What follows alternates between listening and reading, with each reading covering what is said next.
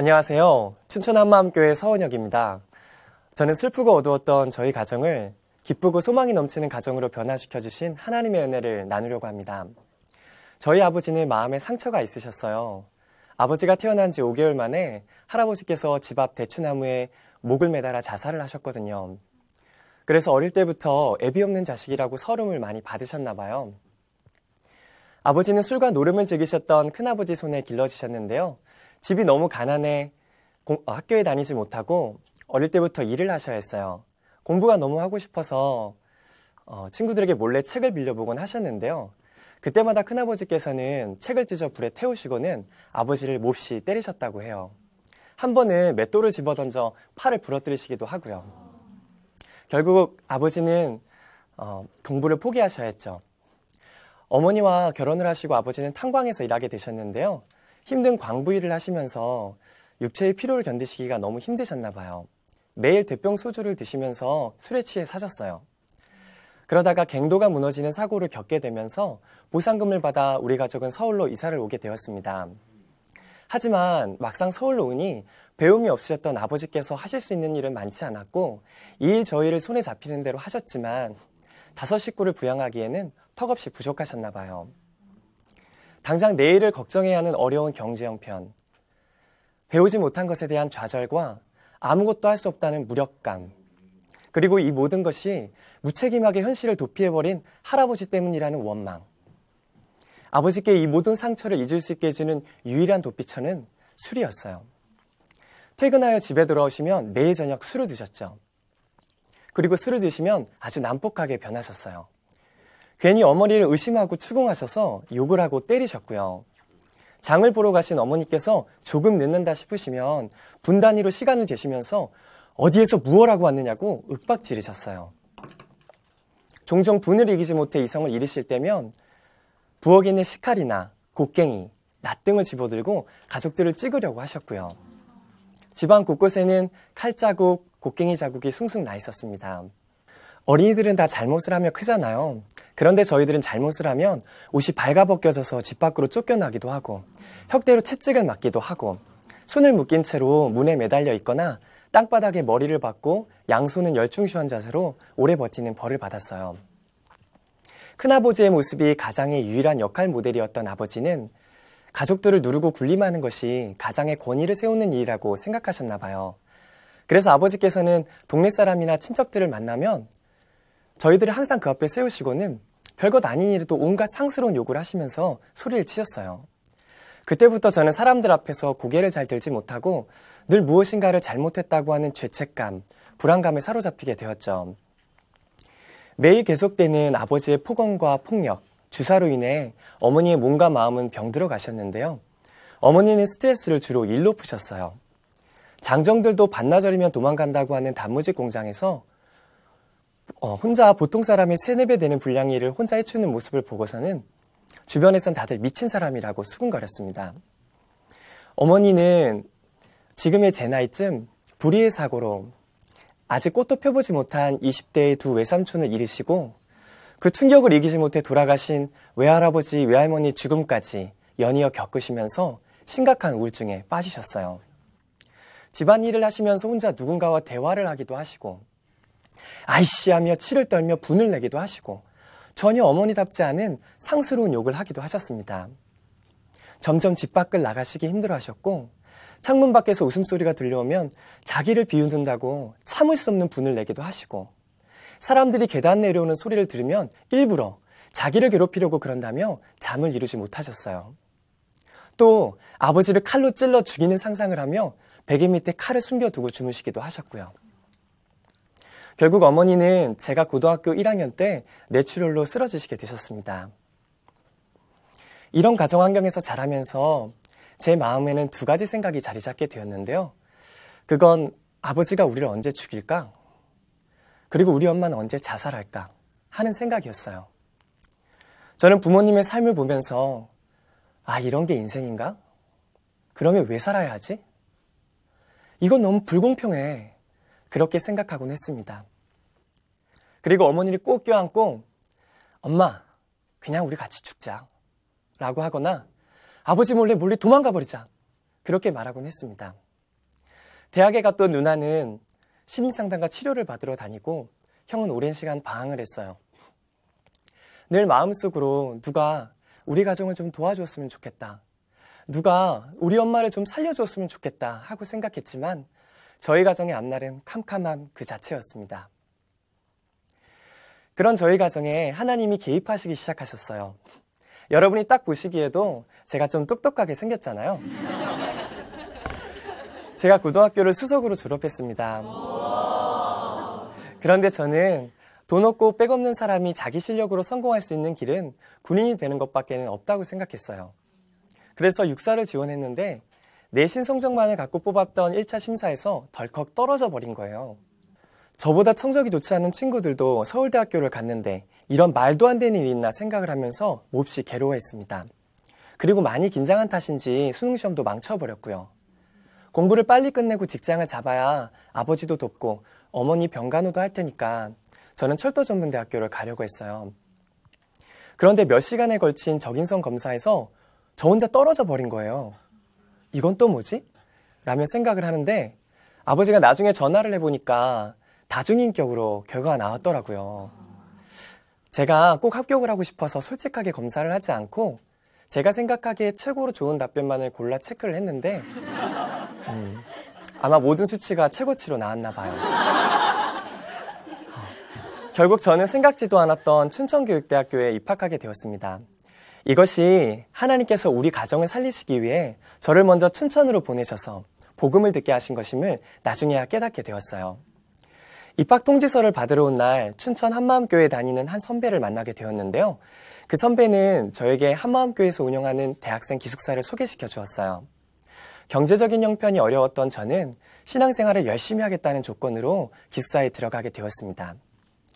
저희 가정은 철저한 군대 문화였기 때문에 매일 새벽 5시면 어김없이 일어나 아침 식사를 하고 오후 5시에는 늘 정자한 상태에서 저녁 식사를 했어요. 같이 들어왔던 기숙사 동기들은 대학 생활의 자유로움을 누리지 못한다고 다들 투덜거렸지만 저녁 9시까지만 들여오면 된다는 기숙사가 저에게는 꿈과 환상의 공간이었습니다. 새벽 4시에 일어나 운동을 하는 습관이 있었기 때문에 새벽 기도도 힘들지가 않았고 늘 바른 자세에서만 식사하던 저는 밥을 먹다가 책을 보기도 하고 잠시 누웠다가 다시 밥을 먹기도 하면서 어색하기만 했던 식사 시간의 자유를 만끽했어요. 그렇게 매일 예배를 드리고 선배들과 교제하면서 신앙에 대해 고민하기 시작했죠. 목사님께서는 이런 표현을 참 많이 하셨는데요. 여러분, 너무 놀라운 거예요. 너무 확실한 거죠. 이야, 이게 대단한 겁니다. 너무 기쁜 거예요. 예수님을 믿으면 대박 난 거라고, 수지 맞은 거라고, 인생 다 끝났다고 하시는데 도무지 그 말씀을 믿을 수가 없었거든요.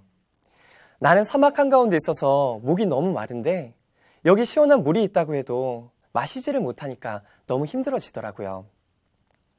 또 저에게 아버지는 늘 두려움의 대상이었거든요.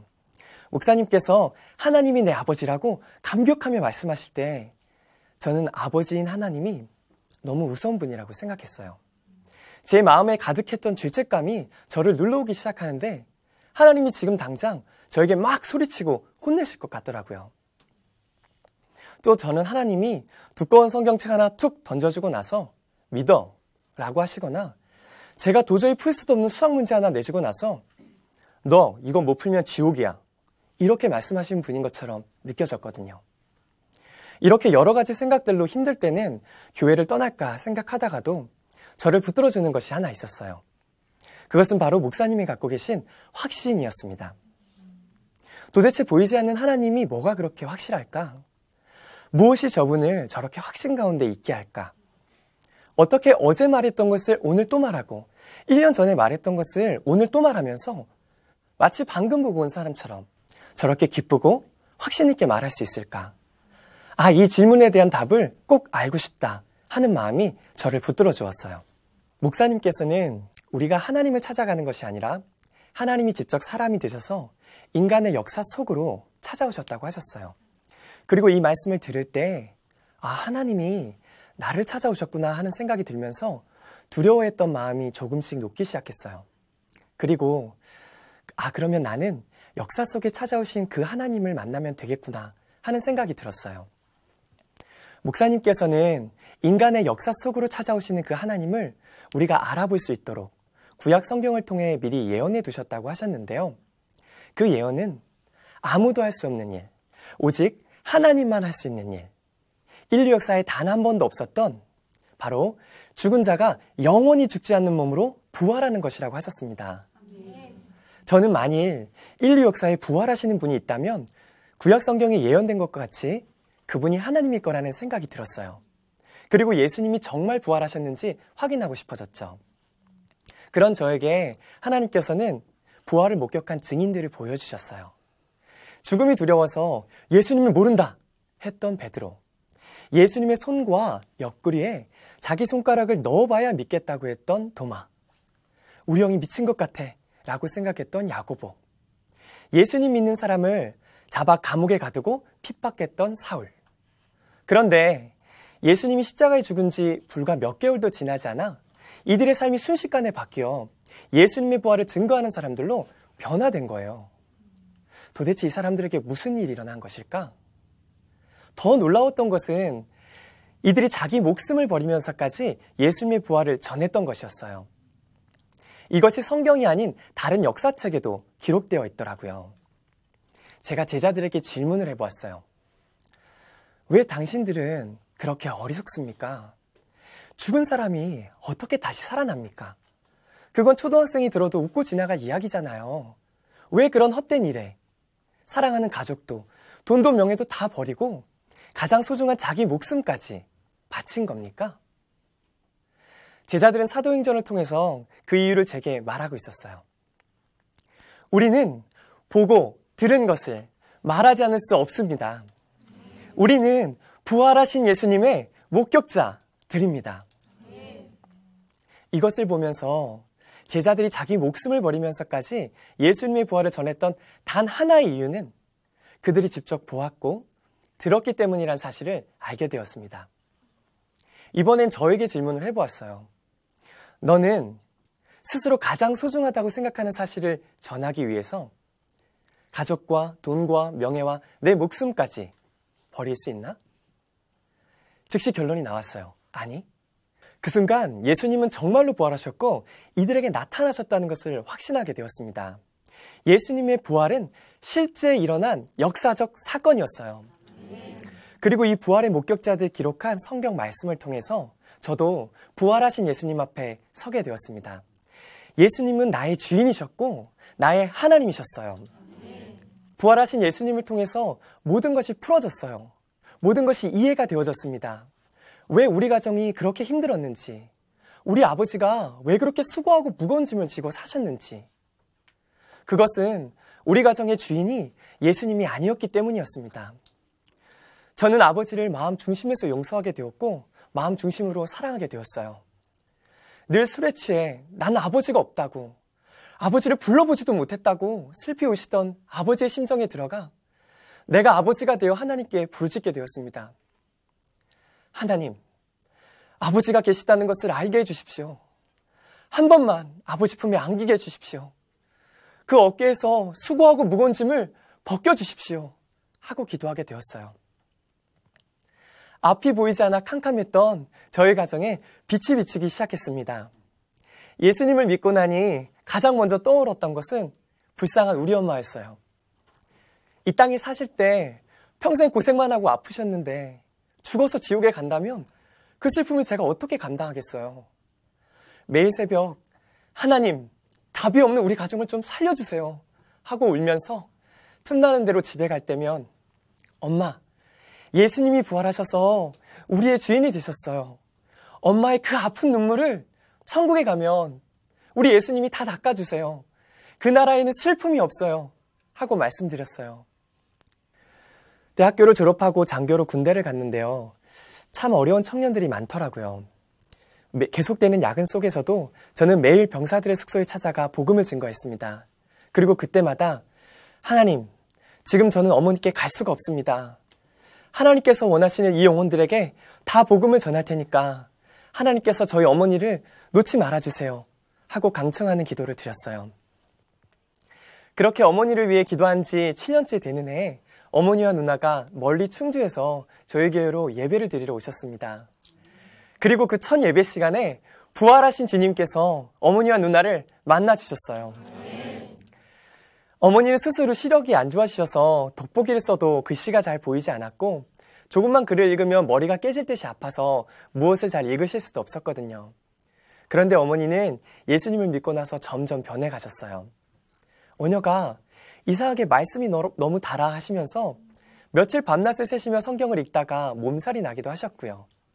예수님이 내 주인이니 마음이 너무 평안해. 이제 더 이상 약을 먹지 않아도 되겠어. 라며 스스로 신경안정제를 끊으시더라고요. 집 밖을 자유롭게 오고 가시며 사람들과 편안하게 만나시고 혼자서 전철을 타고 용산 가족공원에도 가시고 청계천도 가시고요. 어머니는 젊었을 때 아버지께 믿게 보이고 싶다고 빨래비누로 세수를 하셨었거든요. 그런데 아주 화사한 꽃무늬 원피스도 꺼내 입으시고 점점 더 아름다워 가셨어요. 가장 놀라웠던 것은 어머니 마음의 변화였거든요. 제가 어머니께 예수 믿는 사람은 사람을 미워하면 안 돼요. 이렇게 말씀을 드렸었거든요. 그런데 제가 어머니 삶을 아니까 차마 아버지를 사랑하셔야 해요 라고는 말씀을 못 드리겠더라고요. 그런데 어머니께서 예배 시간에 에베소서 말씀을 들으시고는 통곡을 하며 회개를 하시는 거예요. 내가 주인이 되어 남편을 죽게 대하듯 하지 못했다고 회개하시는 모습을 보고선 아, 우리 어머니의 주인이 예수님이구나 하는 것을 알게 되었어요. 지금 저희 어머니는 아버지를 너무 사랑하고 계세요. 제가 결혼을 2주 앞두고 부대에서 억울한 누명을 쓰고 수사를 받게 된 적이 있었어요. 그때 참 많이 힘들었거든요. 그 일로 아버지께서 우연히 교회에 오셨다가 온 교회 성도들이 마치 자기 일처럼 아파하면서 저를 위해 기도해 주시는 모습을 보고는 아버지께서 마음이 완전히 녹으셨어요. 자기 부모 조상도 섬기지 않는다고 예수의 예자도 꺼내지 못하게 하셨던 아버지는 이제 막 믿음의 걸음마를 시작하고 계세요. 손자의 손에 이끌려 주일학교에 오셔서 함께 말씀도 들으시고요. 조카와 함께 크리스마스 트리도 꾸미시면서 민규야, 이건 우리 가정의 주인이 예수님이라는 표시야 하며 말씀하세요.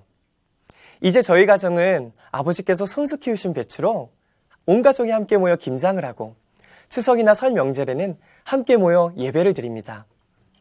아버지께서 늘 눈시울을 붉히시는 찬양은 인애하신 구세주여 내 말 들으사 죄인 오라 하실 때 날 부르소서입니다.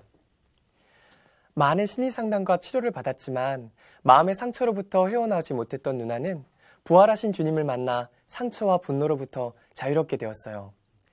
그리고 지금은 학교에서 기독교 특활반을 운영하며 복음으로 아이들의 상처를 치유해주고 있고요. 오랜 시간 방황을 했던 형은 오늘 갑자기 스님 딸과 결혼을 하겠다는 거예요. 깜짝 놀라서 교회에 기도 부탁을 했죠.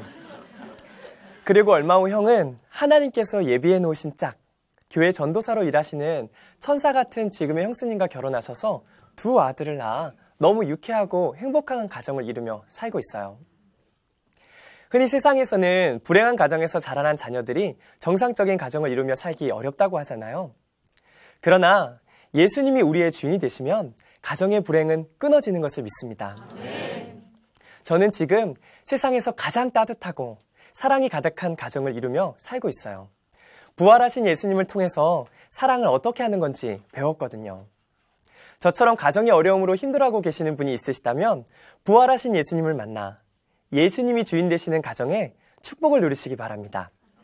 감사합니다.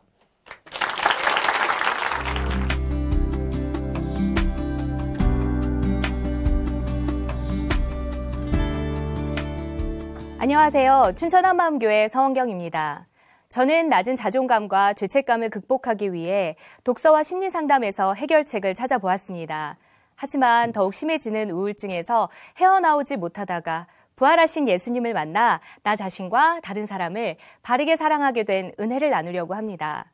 저는 1년 365일 하루 24시간 슬펐는데요. 이 슬픈 마음을 누구에게도 들키고 싶지가 않아서 항상 행복한 미소를 지어 보이곤 했습니다. 그러다 보니까 가족들 앞에서는 시시때때로 분노 조절이 잘 안 되어서 갑자기 작은 일에도 화를 내거나 욕설을 내뱉거나 악을 쓰기도 했어요. 그런데도 집 밖에서는 아무 일 없다는 듯이 미소를 지으면서 사람들이 듣기 좋아하는 말만 골라서 했더니 생활기록부에는 늘 밝고 명랑하며 착한 심성의 학생이라고 기록되더라고요.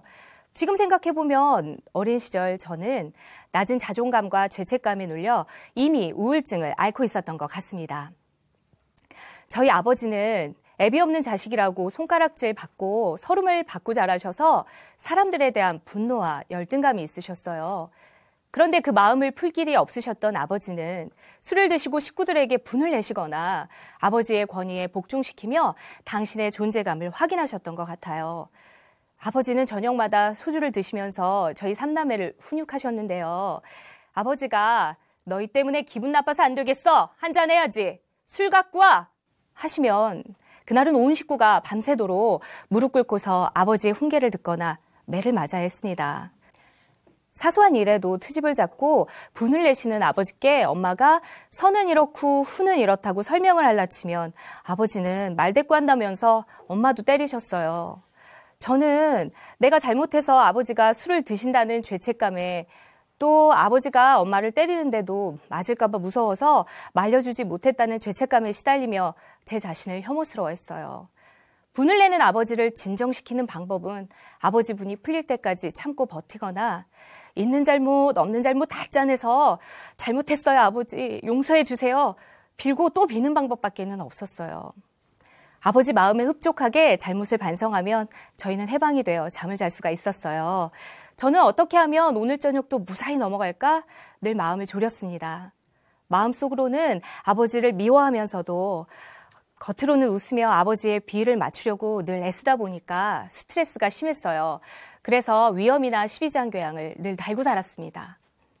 어느 날 밤 엄마가 흐느껴 우시면서 엄마가 죽으면 절대 슬퍼하지 말고 네가 맞으니까 아버지 말씀 잘 듣고 동생들을 잘 보살펴야 한다 하시는 거예요. 저는 엄마가 죽을까 봐 두렵고 엄마가 불쌍해서 슬펐어요. 그런데 눈물을 보이기가 싫어서 입술을 꼭 깨물고 왜 그런 말을 하냐며 오히려 화를 냈거든요. 또 명절이 되면 친척들은 아버지랑 엄마가 싸우는지 아버지가 술을 드시고 엄마와 우리를 때리는지 물어보면서 혀를 찌찌찌 차곤 했어요. 저는 이런 상황이 자존심 상하고 부끄러워서 제 얘기를 누구에게도 하지 않는 사람이 되었습니다. 저는 이런 가정환경과 마음의 문제를 해결해 보려고 방법을 찾기 시작했는데요. 제가 찾아낸 방법은 독서와 심리상담이었어요. 대개 청소년들이 방황할 때 술, 담배, 가출을 선택하는데 저는 돈도 없고 용기도 없어서 책을 읽으며 각종 비행과 일탈을 간접적으로 경험했습니다. 소설을 읽다 보면 저와 같은 상황에 처한 사람들이 참 많더라고요. 그런데 소설 속 인물들이 문제를 해결하는 방법은 자살, 살인, 복수 같은 거라서 제 문제가 해결이 되는 게 아니라 읽을수록 오히려 허무해지더라고요. 사람들이 책 속에 길이 있다고 해서 밤을 새며 책을 읽었는데 저는 책 속에서 그 길을 찾지 못했습니다. 그래서 대학에 입학하자마자 심리학을 수강하고 심리학 관련 책을 읽었습니다. 이론만으로는 성에 안 차더라고요. 그래서 집단 상담도 받아보고 MBTI 성격 유형 검사도 받아봤어요. 집단 상담이 끝나면 상담원들이 서로 격려해주기도 하고 안아주기도 하니까 따뜻한 느낌이 들었어요. 상담 활동 중에서 제가 가장 기억에 남았던 것은 역할극이었습니다. 40대의 대학원생인데요. 아버지의 난폭한 성격 때문에 오랫동안 고통받았던 이 대학원생이 자신의 아버지 역할을 하며 아버지의 입장도 이해해보고 자신의 아픔도 털어놓는 시간이었어요. 저도 동일한 아픔이 있으니까 몰입해서 눈물 콧물 다 짰는데요. 끝나고 나니까 한순간 후련한 마음이 들었어요.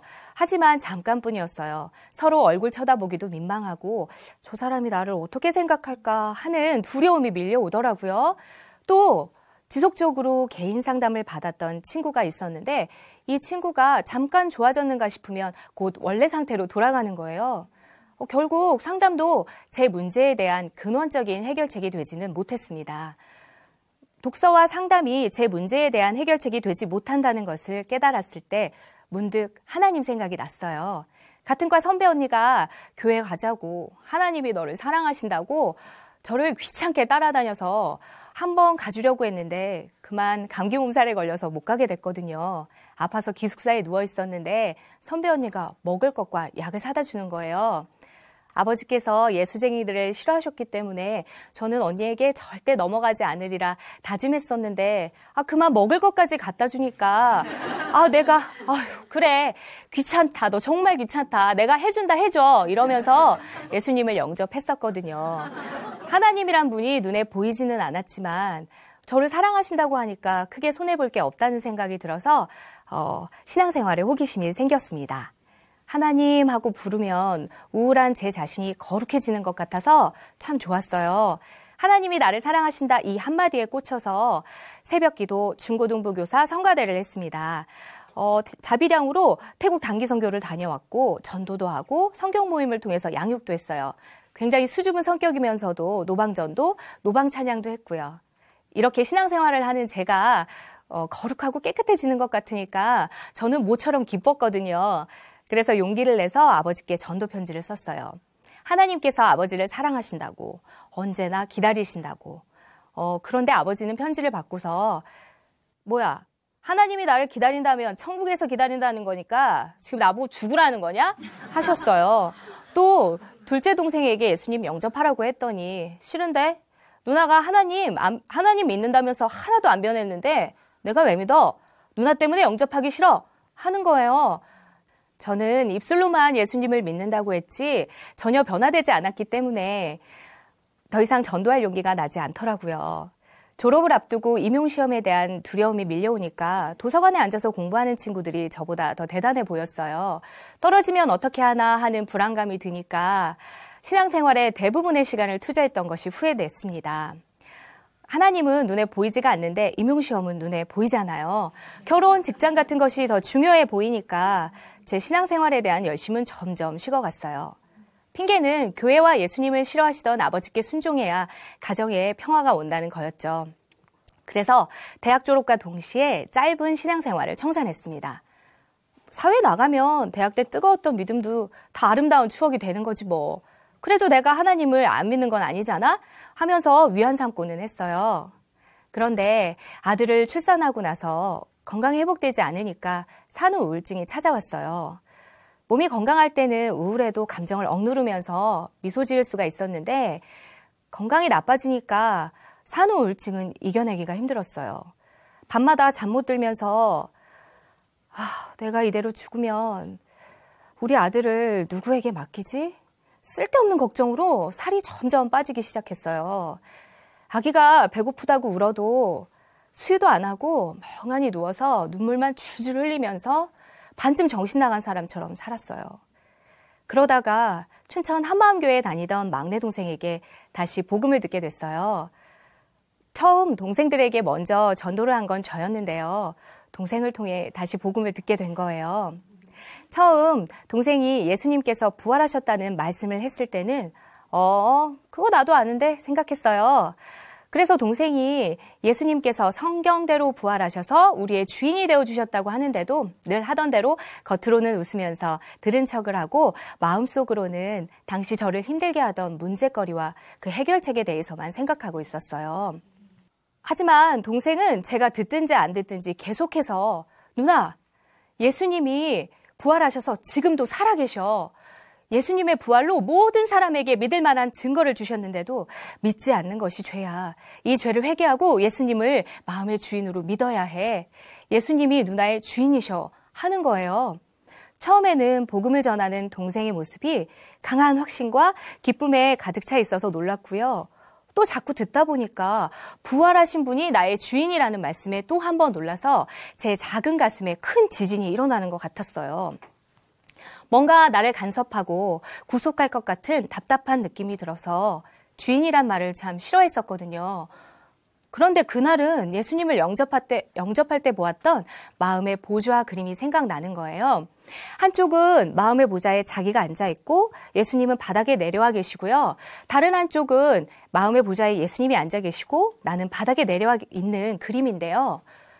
제가 예수님을 영접할 때 분명히 입술로는 마음의 보좌에 예수님이 앉아 계신 그림처럼 살겠다고 선택했었거든요. 그런데 제 삶을 돌아보니까 마음의 보좌에 제가 주인 되어 앉아 있었던 거예요. 제가 그토록 우울했던 것은 아버지 탓도 아니고 무정한 하나님 탓도 아니었어요. 이걸 알게 되니까 마음이 급해졌어요. 이제 어떻게 하지? 그동안 막내 동생이 새벽마다 기도하며 너무나 간곡하게 춘천에 한 번만 오라고 했지만 저는 들은 척도 안 했거든요. 근데 복음을 듣고 나니까 동생의 부탁을 들어주고 싶더라고요. 그래서 저는 젖먹이를 들쳐업고 충주에서 친정엄마와 함께 버스를 타고 갔어요. 처음 한마음교회에 갔는데 우사를 개조해서 만든 나직한 교회 모습과 목사님의 투박한 설교 그리고 성도님들의 기쁜 모습이 눈에 들어왔어요. 제가 낮은 자존감과 우울증 때문에 사람들 눈을 잘 못 쳐다봤지만 사실 슬쩍슬쩍 곁눈질로 다 봤거든요. 집에 돌아와 마태복음을 보던 중 귀신 들린 딸을 살려달라고 부르짖던 가나안 여자의 고백이 제 마음에서 떠나질 않았어요. 저는 절박한 심정으로 주여 올소이다마는 개들도 제 주인의 상에서 떨어지는 부스러기를 주워 먹나이다. 고백하고 또 고백했어요. 제가 겉으로는 항상 미소를 짓고 있지만 이미 제 마음속은 원망, 분노, 우울로 썩은 시무창 같았기 때문에 정말 살고 싶었어요. 나는 그동안 입으로만 주여 주여 한 자인데 감히 내가 이 사람들과 함께 할 수 있을까? 정말 하나님께서 허락하신다면 이 교회에서 내 주인의 상에서 떨어지는 부스럭이라도 주워 먹는 자가 되고 싶다. 이렇게 제 마음이 낮아지니까 말씀이 들리기 시작했어요. 제가 국어교사이다 보니까 목사님께서 선포하시는 복음을 처음 들었을 때는 내용이 유창한가, 발음이 분명한가, 감동적인가에 초점을 맞추고 들었는데요. 자꾸 듣다 보니까 내용이 유창하지도 않고 감동적이지도 않은데 목사님이 예수님께서 부활하셨다 하실 때마다 왜 마음속 깊이 파고드는지 정말 알 수가 없었어요. 그리고 무엇보다도 목사님이 목회를 하시는 동안 성도들에게 열심히 기도시키고 열심히 회개시키고 열심히 말씀을 가르쳐도 왜 사람이 변하지 않을까를 고민하셨다고 고백하셨거든요. 마음의 주인이 바뀌지 않는 한 사람이 절대로 변할 수가 없다고 하시는데 제 마음은 완전히 무장해제됐습니다. 이야, 저 목사님 보기와는 다르게 정말 똑똑하시다. 저런 걸 어떻게 하셨을까 생각했어요. 예수님이 내 마음을 지으신 창조주이신데 이걸 모르고 제가 독서와 심리 상담에서 답을 찾으려고 하니까 도저히 제가 변할 수가 없었던 것입니다.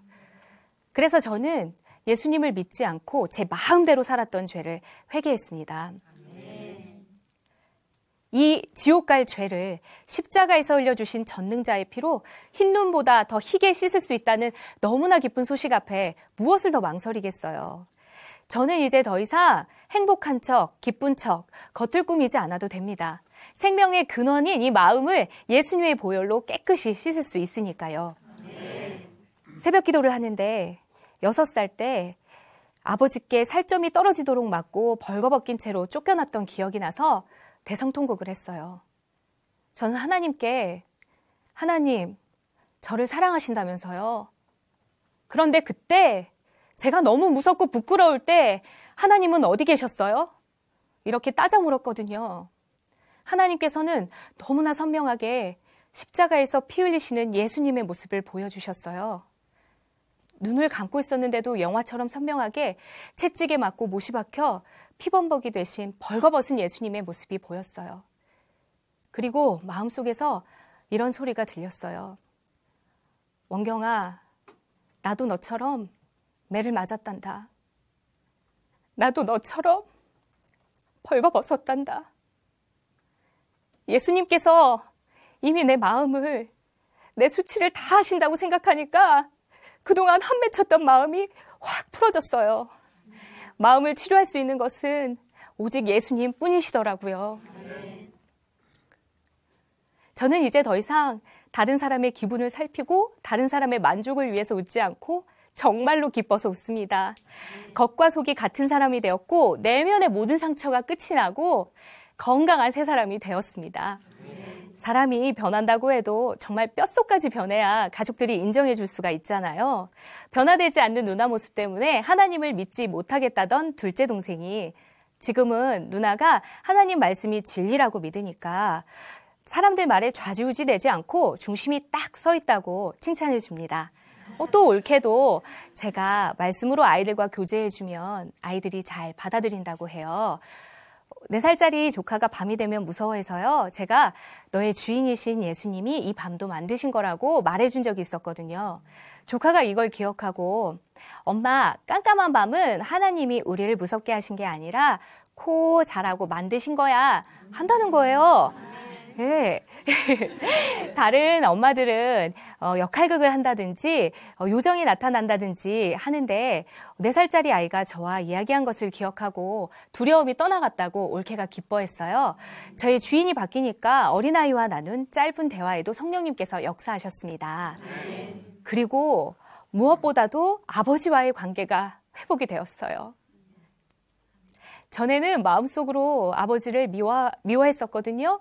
그런데 예수님께서 마음으로 미워하는 것도 살인이라고 하셨기 때문에 저는 회개했습니다. 그러자 마음에서 미움이 딱 끊어졌어요. 아버지께서 우리 가족을 힘들게 하신 것은 아버지가 예수님을 마음의 주인으로 믿지 않았기 때문이었어요. 이걸 알게 되니까 이제는 아버지를 위해 기도하며 진심으로 섬기게 되었습니다. 지금은 교사로서 제 모습도 이전과는 달라졌어요. 전에는 규칙을 잘 지키고 유순한 아이들은 예뻐 보이고 반항하거나 부정응하는 학생들은 마음속으로 미워했었거든요. 그런데 지금은 서원경 선생님 하면 학생들에게 차별하지 않는 선생님이라는 칭찬을 듣습니다. 또 저처럼 겉으로는 웃고 있어도 마음으로는 울고 있는 학생이 분명히 있을 것이기 때문에 학교에서 만나는 모든 아이들에게 예수님께서 부활하셨다고 선포합니다. 그래서 제가 가르치지 않는 아이들도 복도에서 저를 만나면 예수님 선생님, 예수님 사랑 합니다. 얼마 전에는요, 졸업한 학생에게 이런 문자를 받았어요. 잘 지내고 계시죠?